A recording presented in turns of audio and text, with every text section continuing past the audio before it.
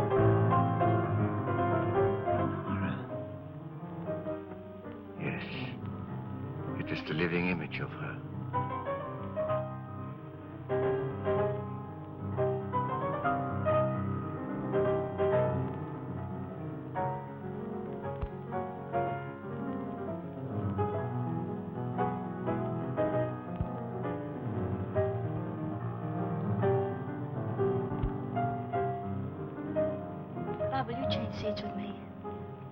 Why, of course, dear.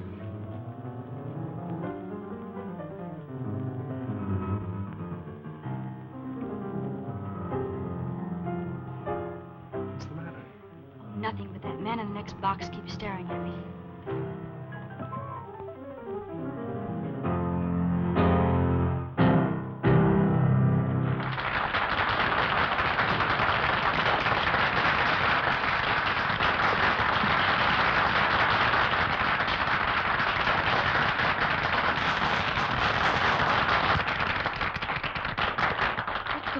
Dad during the intermission. All right.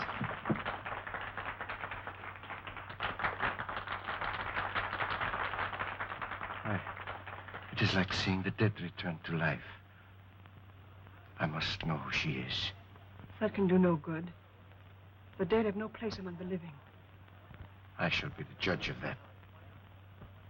Lawrence, for a man your age, you're certainly in the pink. I have to be. Most people don't know it, but giving a piano recital requires the stamina of a marathon runner. Say, Judd, I think you better give my right forearm muscles another going over.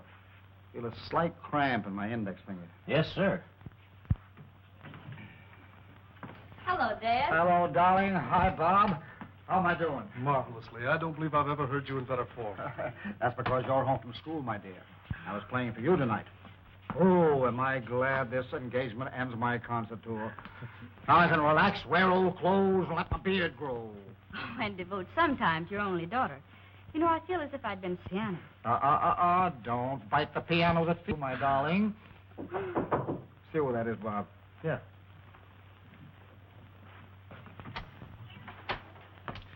This gentleman would like a minute with Mr. Lawrence. Just a moment. Dr. Igor Markov is waiting to see you. Igor Markov? I don't know the man. I'll tell him to write me for an appointment. No, wait a minute, Bob. I've got a few minutes. Let him come in. My dressing gowns yet?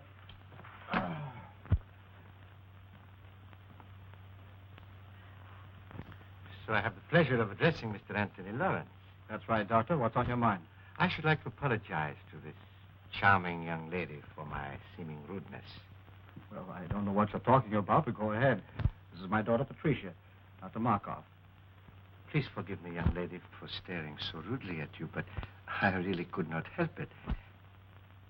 Seeing you tonight was quite a shock because you are the living image of my wife, Lenore, as she looked at the time we were married. She was taken away from me under very tragic circumstances. I understand. I accept your apology. Thank you.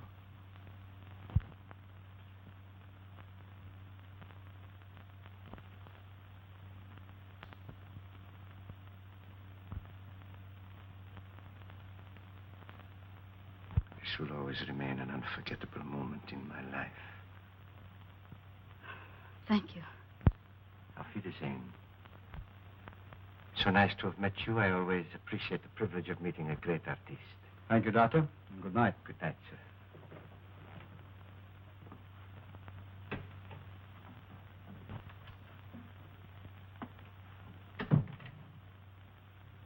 Funny people, these foreigners. Do you suppose Pat really resembles his dear departed, or... Or is right. That cock and bull story was old in Caesar's day. The nerve of the guy. My dear boy, you've got to get used to other men admiring Pat. She's a very beautiful girl. There's a difference between admiring and ogling. By the way he stared at me, he gave me the jitters. You'll find him in the next box, fishy stare and all. Oh, no, I won't. We're going to hear the rest of this concert from backstage. Then I'll have to get your wrap. You left it in the box. Oh, please do. I'll wait for you here. Oh, Judd, 5 minutes. We better get ready.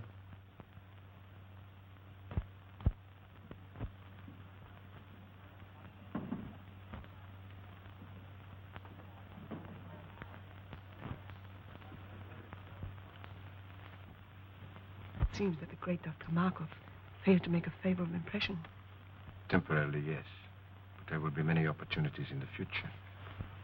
Besides, the doorman was not averse to accepting a little gratuity and gave me all the information I needed. Igor, I've risked my life for you. I've kept your secret all these years. Does all this mean nothing to you? Don't I mean anything to you?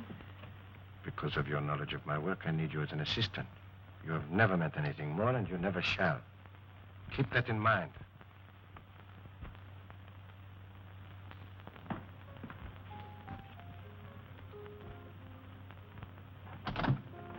Flowers for Miss Lawrence. Sign, please. Thank you.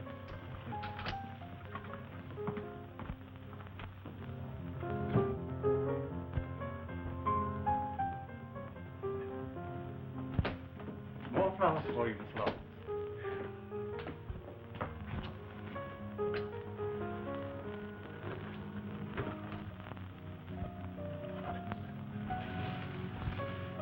Flowers, flowers, flowers. Morning, noon, and night. The man must be crazy. Keeps on, I'll hate the sight of him. Have Williams take those to the children's hospital. Right away, miss.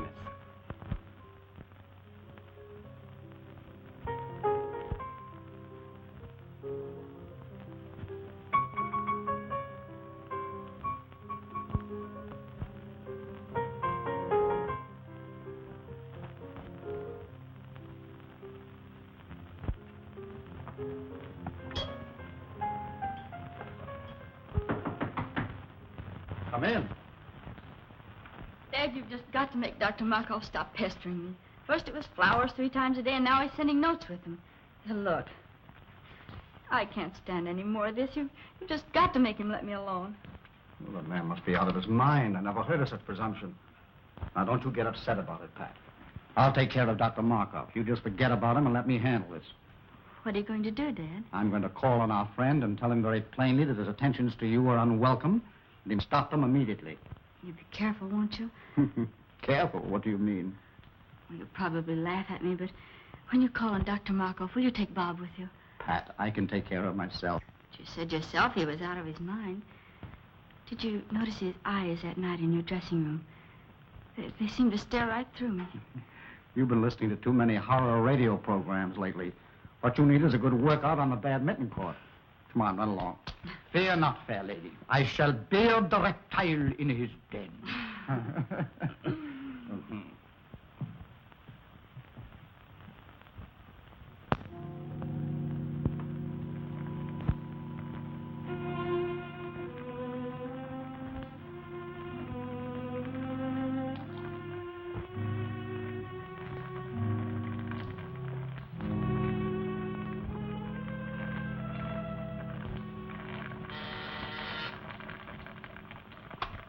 Yes?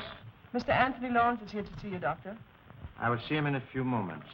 Oh, and Maxine, you had better relieve me. I'm making a new batch of X-54, and it requires constant watching. I'll be right in, Doctor. The doctor will see you in a few minutes. Won't you be seated? Thank you.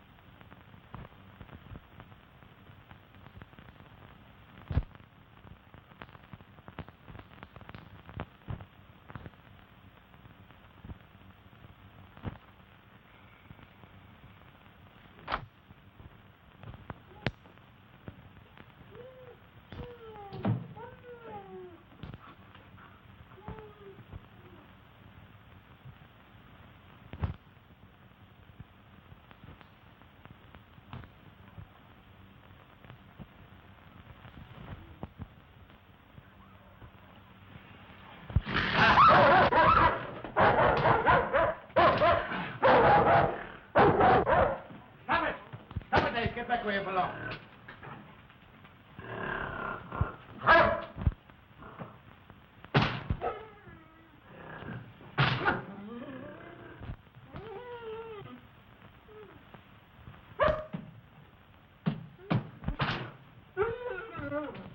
I wish you'd get rid of that brute.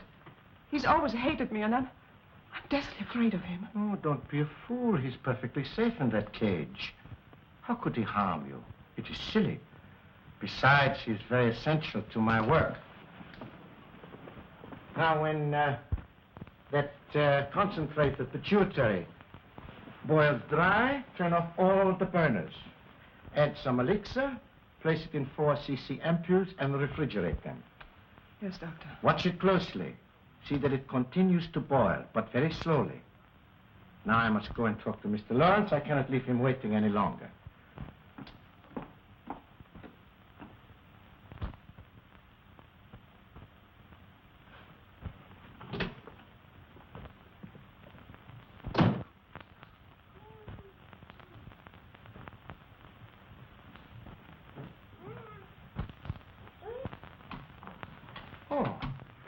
Mr. Lawrence, nice to see you again. This isn't a professional call, Dr. Markov. I've come here on a purely personal matter. Oh, well, in that case, you'd better come into my private office. Thank you.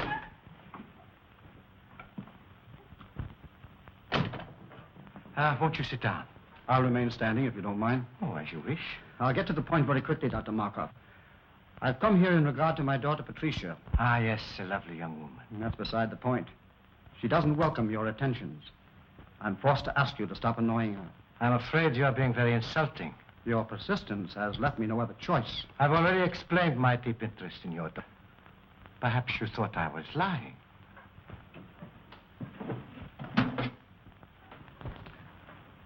Would you look at this picture?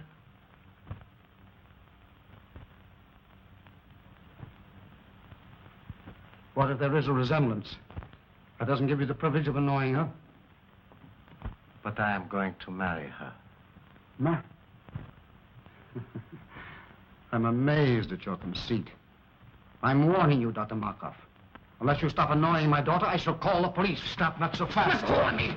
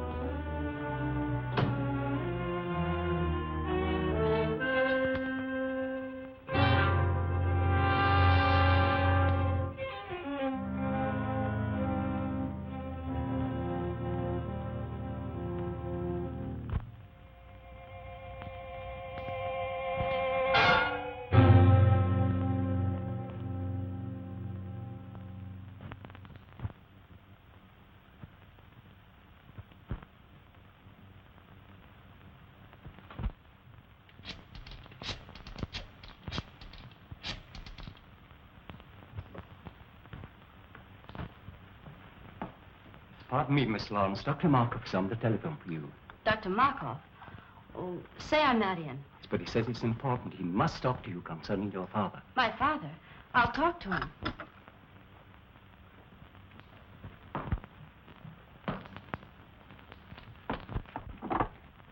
Hello? Yes, Miss Lawrence speaking. Oh, Miss Lawrence, your father has had a slight attack of vertigo. Yes, he's here in my office. It was probably brought on by overwrought nerves. I was wondering if you had not better come and get him. Is he well? No, not seriously. However, scarcely able to drive his own car. Of course, I could keep him here, or if you wish, I could call an ambulance. Ambulance? Oh, no, I'll be right there. Where is it? 1335 Cliff Drive.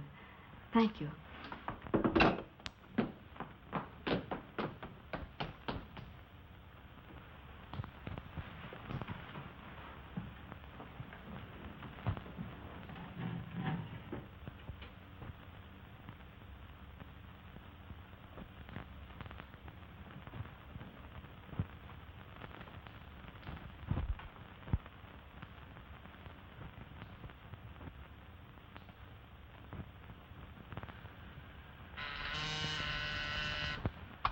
Yes, Doctor? Maxine, turn down all the flames to about half. But Dr. Markov, the concentrate is nowhere near dry yet. I know, but it must boil very slowly. All right.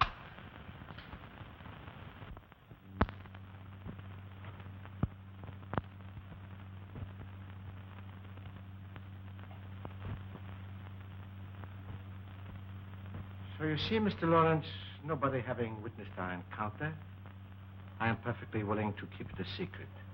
Of course, if you desire to say something about it, I will admit that you threatened me with violence, and I was forced to protect myself. It is simply a case of your word against mine.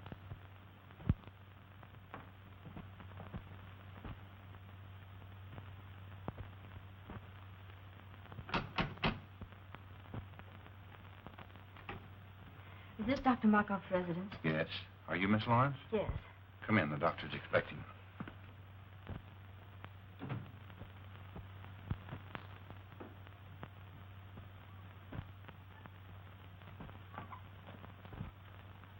Father, how do you feel? Pat, what are you doing here? Dr. Markov said you were a little indisposed, so I came to drive you home. Are you feeling better now? Yes, much better. You well enough to start? Yes, of course. Steve, help Mr. Lawrence to his car.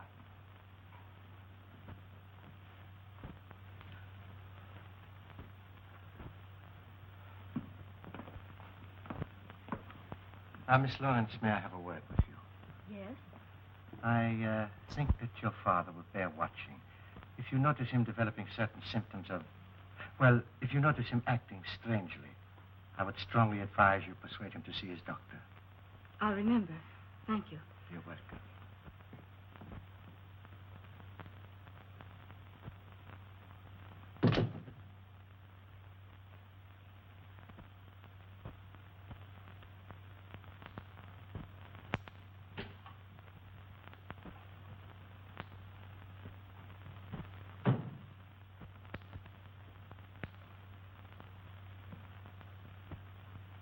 Have you finished? Yes, I did exactly as you told me. Why are you working on a formula X54? I thought you were satisfied with X53. Not quite. I have succeeded with X53 in arresting the disease acromegaly. But it will do no more than hold it in check. Come, I will show you.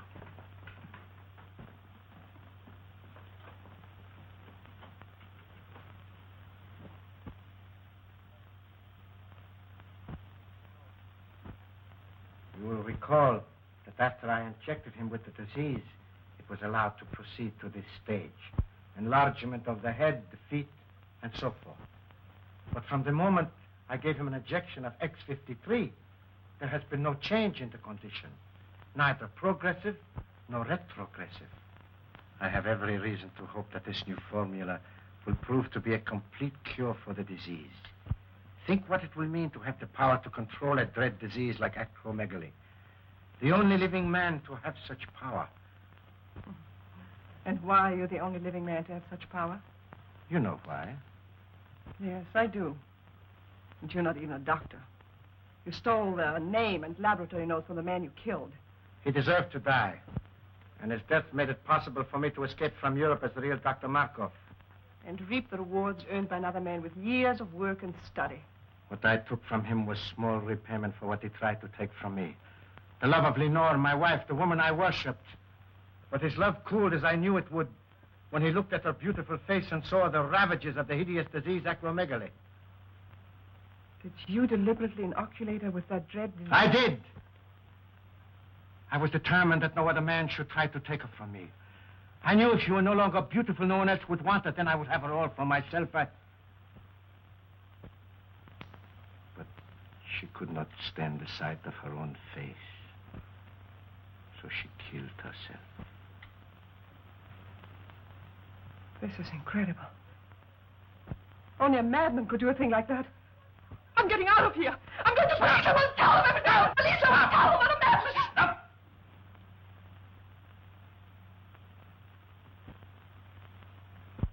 You are going no place. You are going no place. Go to your room. Stay there.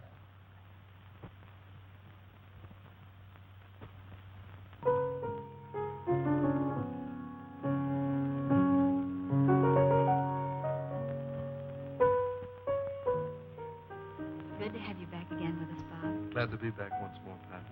It's no fun being away from you. I do wish you didn't have to spend so much time out of town. If I didn't, your father would probably get himself a new business manager. You know, it's chiefly on his business I'm away so much. I know. Bob, do you think you could book Father for a series of summer concerts? Pat, what are you talking about? If you knew the heavy schedule I booked him for next season, you'd want him to have a good rest. Oh, I do, but he can't seem to rest. I don't know what's gotten into him. He seems to have so much energy. He just can't seem to work it off. Well, let's hope it keeps up. But he can't, Bob. Do you realize that he's up at 6 every morning? That he walks practically all day long? That I can't get him to go to bed at night? Sometimes I awaken at 2 or 3 in the morning, and he's still playing his piano. That's not normal in a man of his age.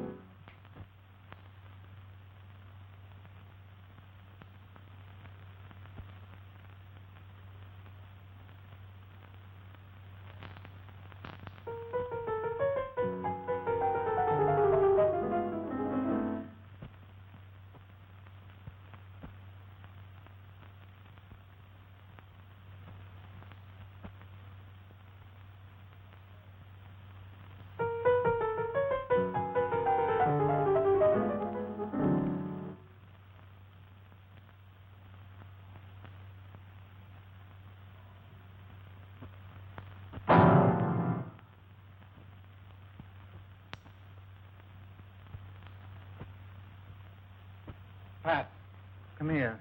You too, Bob.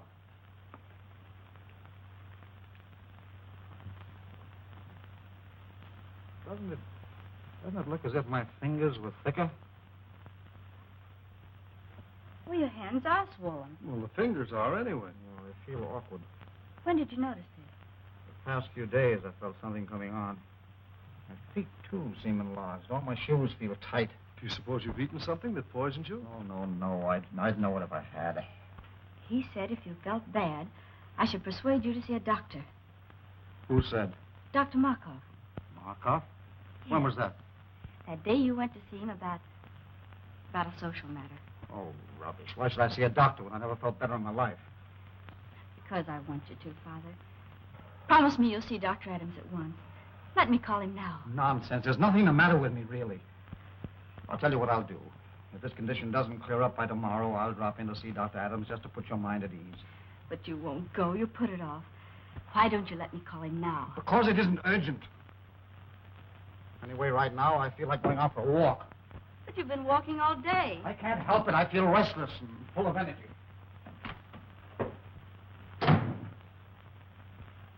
What do you make of it, Bob?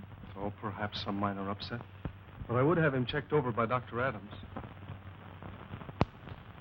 And how are you feeling today, Mr. Lawrence? Physically, extremely well. And your appetite? Still increasing.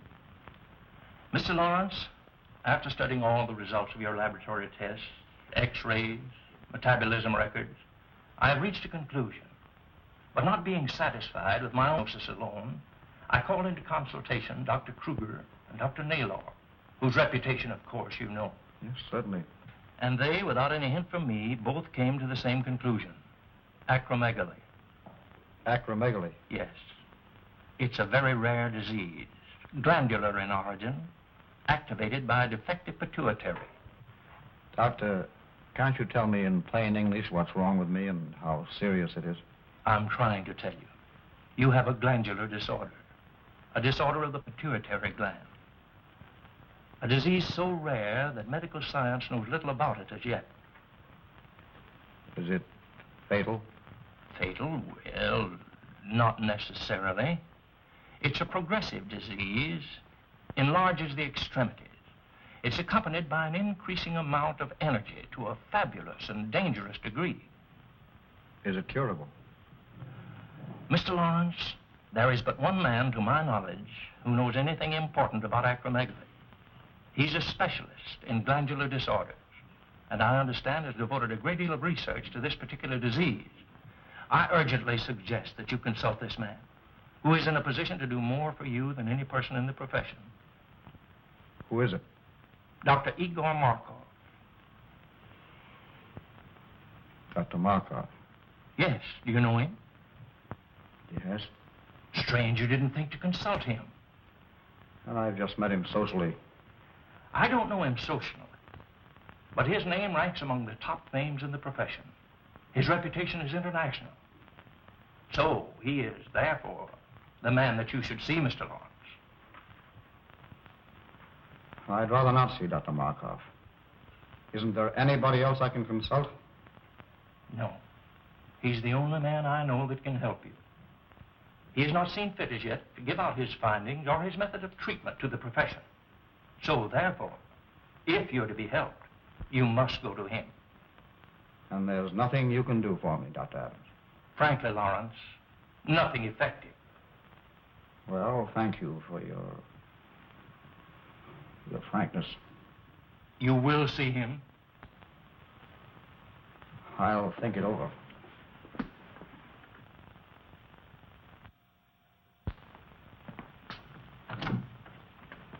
Hello, Stack. Is Miss Lawrence in? Oh, how do you do, Mr. Blake?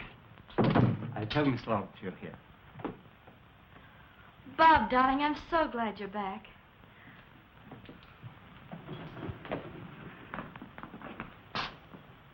I've only been away 4 weeks. How are you, sweetheart? I'm so worried. About what? About Father. What's he been up to now? Well, that's just it, Bob. I don't know. He's locked himself in his room for weeks. He hasn't allowed anybody in to see him. Stack takes his meals into him, but he has to leave the tray in the music room. He says the door into the bedroom is locked and that Father won't come out until after he's left.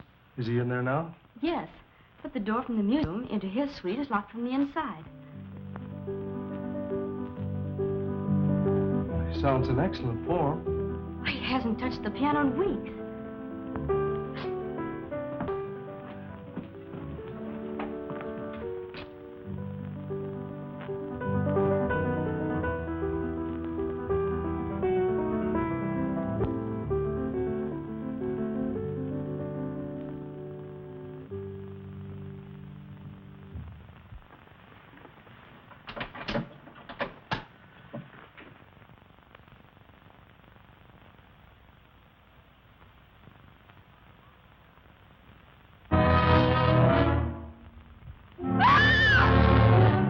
Here, Blake. Take her out of here, quick!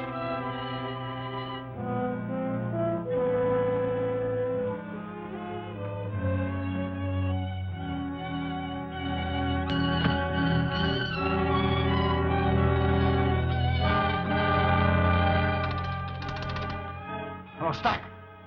Have William bring my car around to the side entrance immediately and leave it there. I'll drive it myself. No.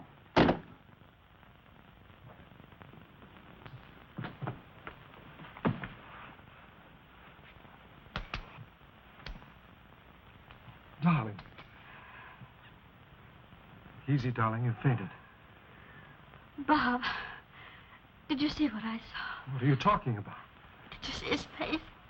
His head. It was so large. It's your imagination, darling. The lights in there were strange, that's all. No, Bob, no.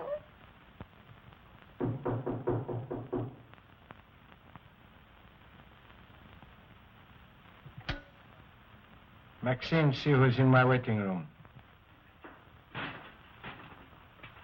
Maxine! Maxine, are you there?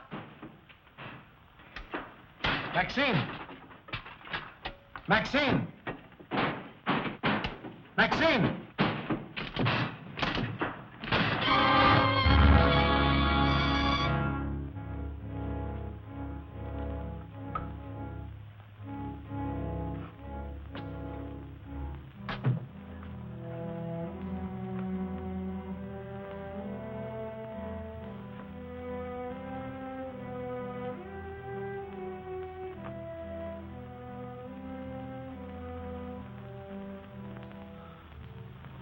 Lawrence.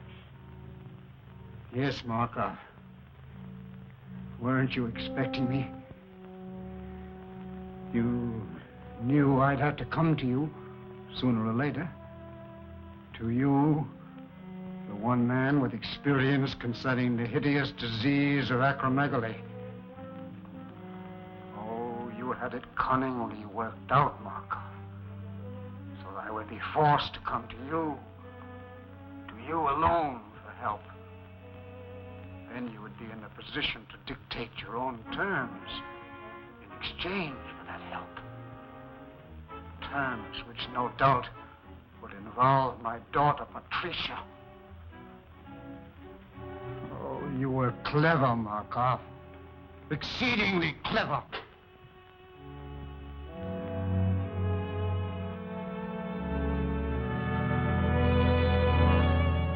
The only man with sufficient knowledge of the disease, not only to alleviate it, but to infect a person with it, you hold a decided advantage.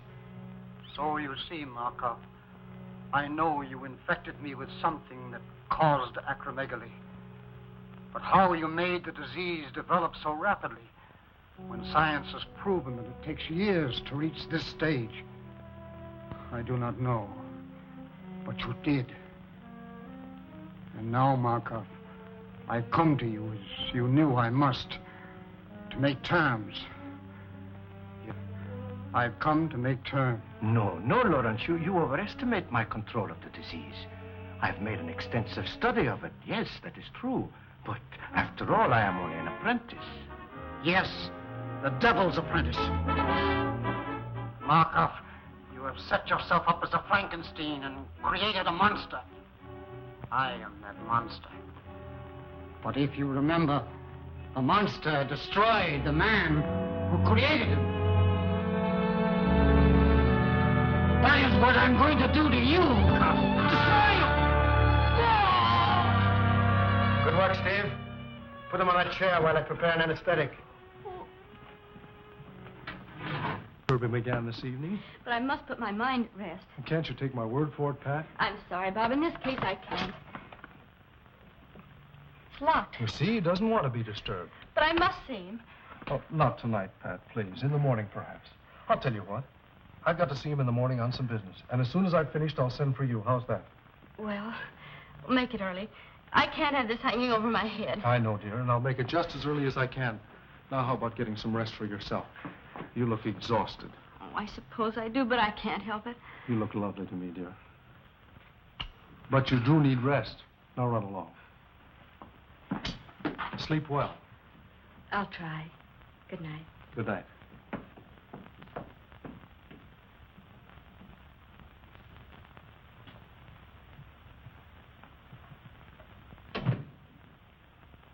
Oh, Stack.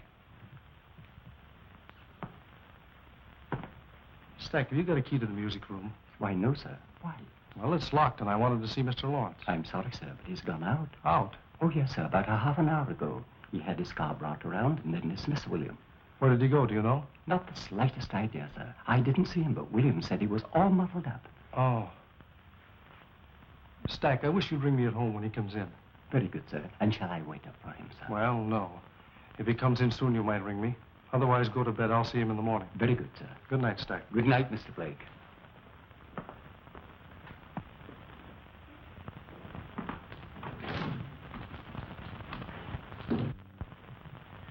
Put him in the room of the surgery in the east wing.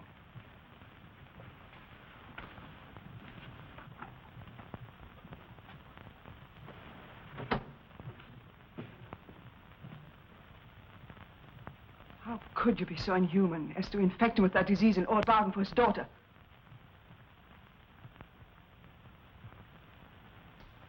Who gave you that idea? You left the dictograph open. I heard every word that was said. Forget what you heard. It does not concern you. I'll not forget.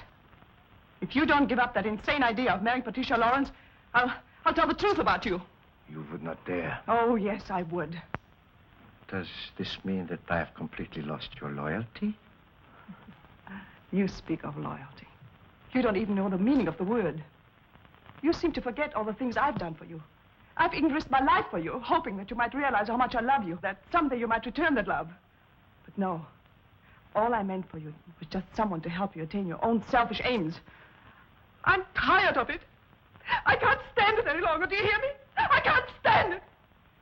I'll never let you marry that girl. Never. Never, never, never.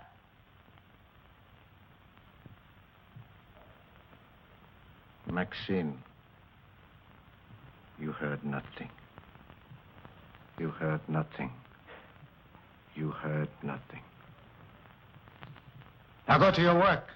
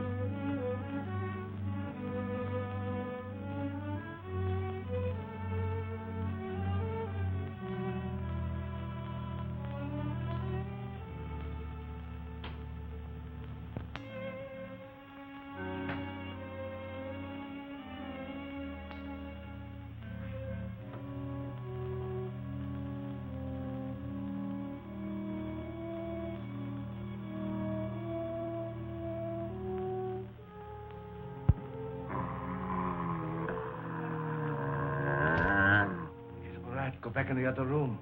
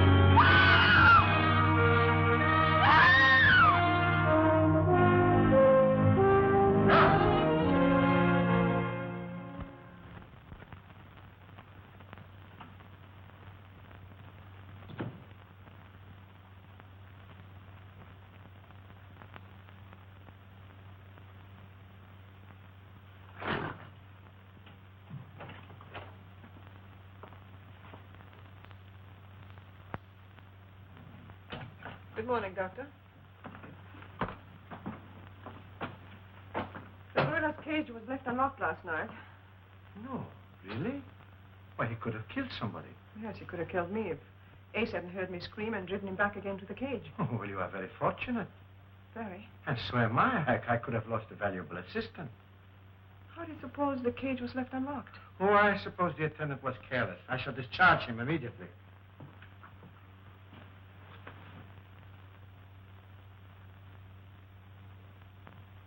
Look, Doctor.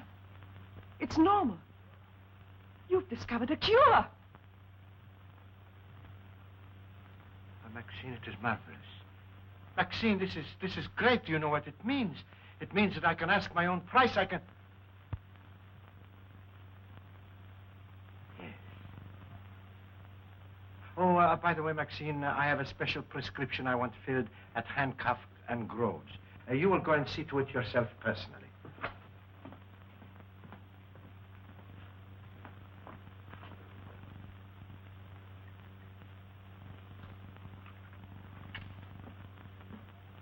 Couldn't it be ordered over the phone? If I wanted it that way, I would have said so. Very well.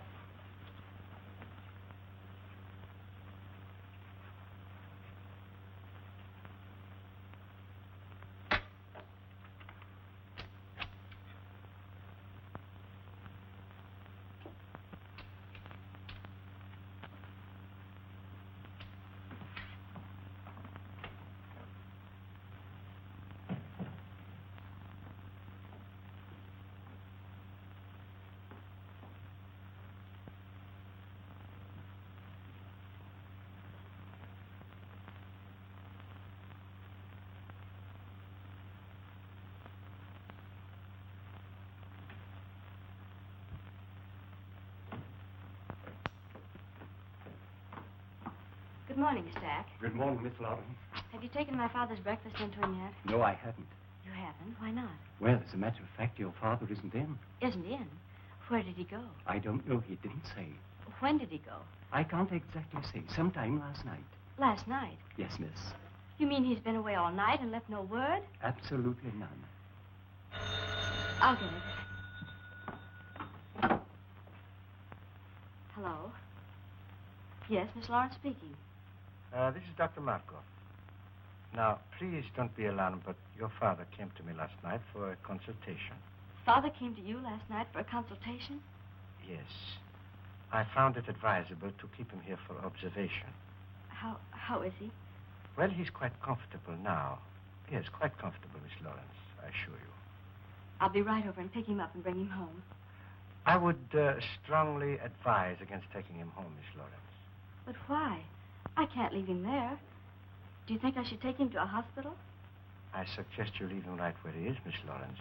You see, I have all the facilities here to take care of him in my sanatorium. Oh, I didn't know you had a sanatorium, too. I'll be right there. When Mr. Blake arrives, tell him I've gone to Dr. Markov's, 1335 Cliff Drive. Dr. Markov's, 1335 Cliff Drive. Yes. Very well, miss.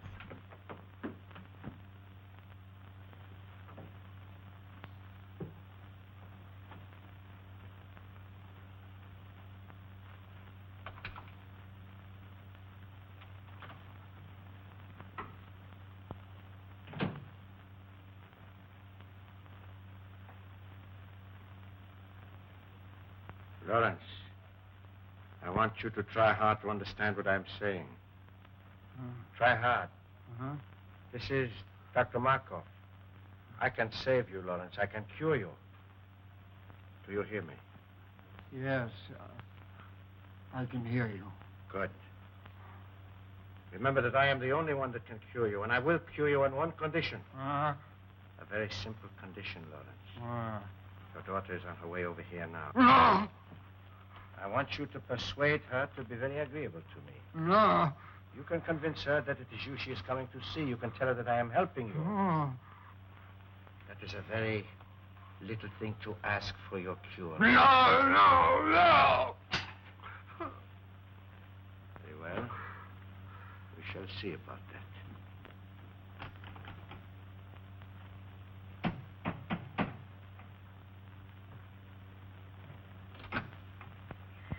Dr. Markov, please. Come in. Dr. Markov wants you to wait in there.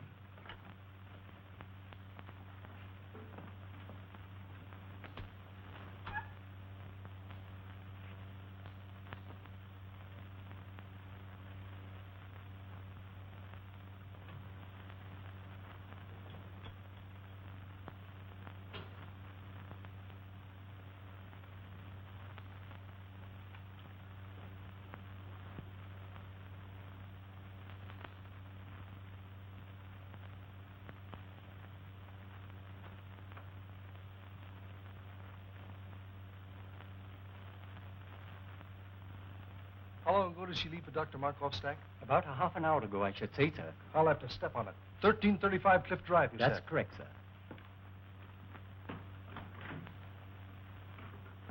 I do not have to cure you, Lawrence, because nobody knows I have discovered the cure.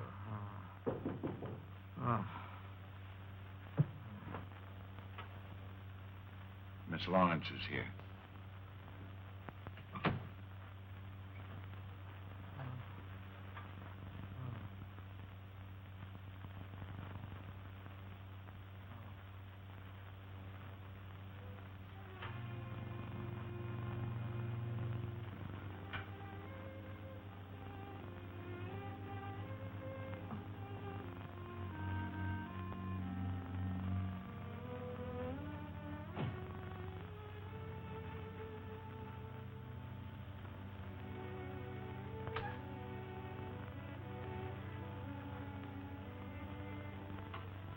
Miss Lawrence. Oh, it is a great pleasure seeing you again. Dr. Markov, how is my father? He's resting comfortably. Please be frank with me. What's the matter with him? It is a glandular ailment. How serious is it? Well, Miss Lawrence, I'm afraid it is quite serious, particularly in your father's case. Why particularly so in his case, Dr. Markov? Well, you see, the peculiar disease your father is suffering from causes extreme enlargement of the extremities, the hands, feet, and certain portions of the head. In a professional pianist, it is fatal. That is to the continuance of his career, I mean. Not only are his fingers incapacitated for the intricacies of delicate performance, but his very appearance, upon which so much depends for public approval, is most uninviting. Dr. Markov, how does it happen my father came to you? I think you will find that your Dr. Adams sent him to me. Dr. Adams? Yes. Dr. Adams made exhaustive tests and in consultation with several eminent colleagues of his, diagnosed your father's case, and correctly so, as acromegaly. Acromegaly? I never heard of it. Few have. It is very rare. And since glandular disturbances are my special field, and acromegaly my particular interest, your father was advised to consult me. With what results? I am anxious to cure your father, Miss Lawrence. Most anxious. Providing he is willing to obey my instructions to the letter. Do you anticipate any lack of cooperation on his part, Dr. Markov? Perhaps some. You see, Miss Lawrence, it is rather long and slow treatment. Naturally, a man of your father's nervous temperament will be impatient, obstinate, even rebellious on occasion. Progressively so, as the brain begins to function more normally. You see, Miss Lawrence, your father is mentally incompetent. You mean he's... Oh, well, shall we say, temporarily unbalanced mentally. The functioning of the pituitary, being aggravated by pressure, makes the patient physically violent on occasion, and great care must be taken that he does not do violence to himself or to others. Dr. Markov, I'm my father. I can easily understand your need to do so, Miss Lawrence. And I would gladly save you the pain if I could. But I know you will not be satisfied unless you do see him for yourself. Besides, it will give you a basis for comparison. It will give you new hope from day to day as you see him improve. Where is he? Take me to him. In a moment. But remember, although he is still under a sedative, he might easily be aroused to violence. I will advise not to excite him, merely to reassure him that he will receive the very best of care, that you will see to it yourself personally, and that you recommend he do everything possible to cooperate with us. I will. Take me to him. This way, Miss Lawrence.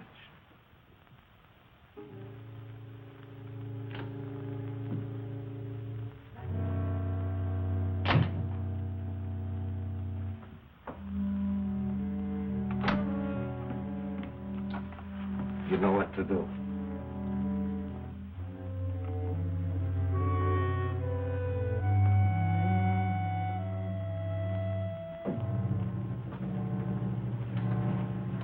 And remember, Miss Lawrence, advise your father. Fullest cooperation in every way possible.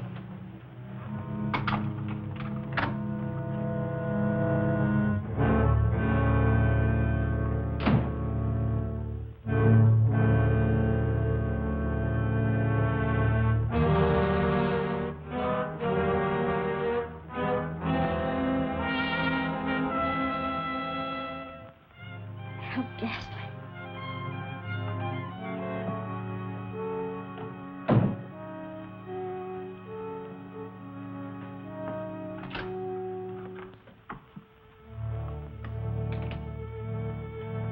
You can't go in there, Maxine. Why not? Dr. Markov said so. What are you trying to...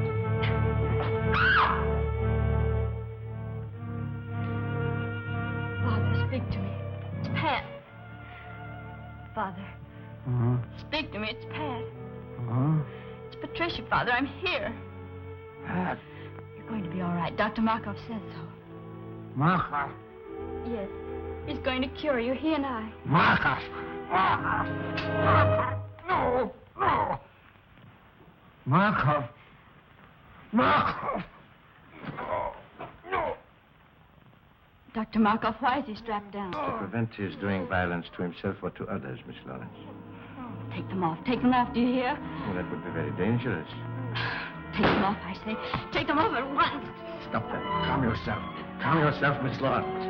I don't care what you say. You can't treat him like a wild animal. It is a necessary precaution, Miss Lawrence. If he were to become violent, he would be extremely dangerous. I don't care what you say. You can't treat him like a wild animal. His recovery depends solely on you. What do you mean? I will cure your father when you decide to become my wife. Let go of me. I'll never marry you. Never is a long time. Some people do change their minds.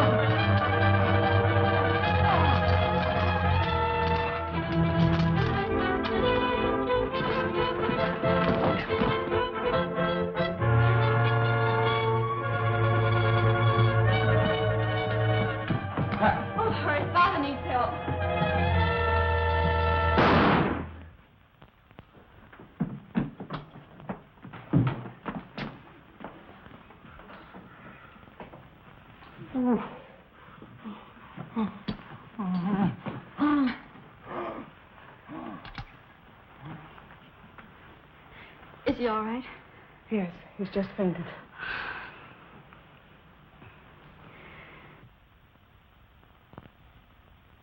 Dr. Markov was the only man who could cure Dad. But him dead, there's not much hope left. Oh, yes, there is, Miss Lawrence. I'm familiar with the serum Dr. Markov has perfected for the cure. He has been using it to bargain with your father for you. He'll be all right. It might take a little while, but he'll be all right. Thank you.